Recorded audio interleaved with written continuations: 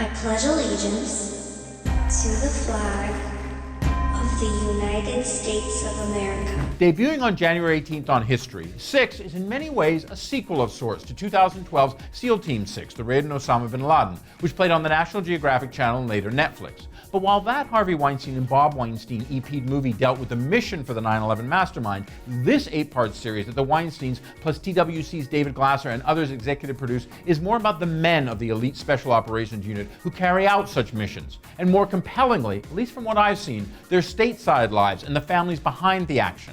And that's why I think, in this age of the success of shows like USA's Shooter, there is something strong and true here beyond the gunfire. The only line that I care about is between good and evil. You've seen everything we've seen, and you still think it's that simple. Kill him now. Inspired, as producers like to say, by real SEAL missions. And with the first 2 episodes helmed by Emmy-nominated Homeland alum Lincoln Glatter, 6 starts off in the Afghan mountains with a firefight, a man down, a suicide bomber, a very soulful Walton Goggins as the troop leader, and an assault on a girls' school 2 years later in Nigeria that finds Goggins, now burnt-out private security employee, captured by Boko Haram, and his sometimes divided band of brothers racing to save him amidst seemingly coordinated global terror attacks. All of that with the moral ambiguities abounding in both the world and the home front surrounding them. I'm just a Muslim kid from Michigan who found out that the American dream was a lie. We're gonna bring Rip back home.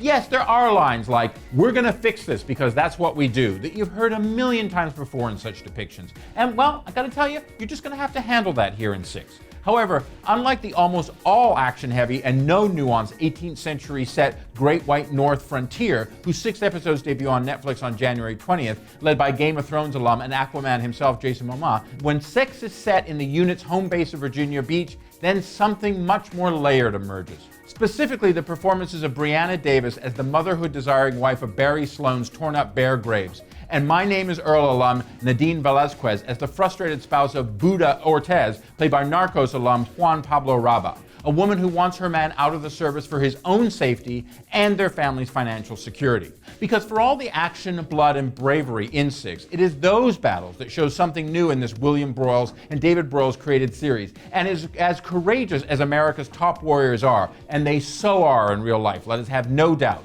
It is the home fires in 6 that truly burn bright here.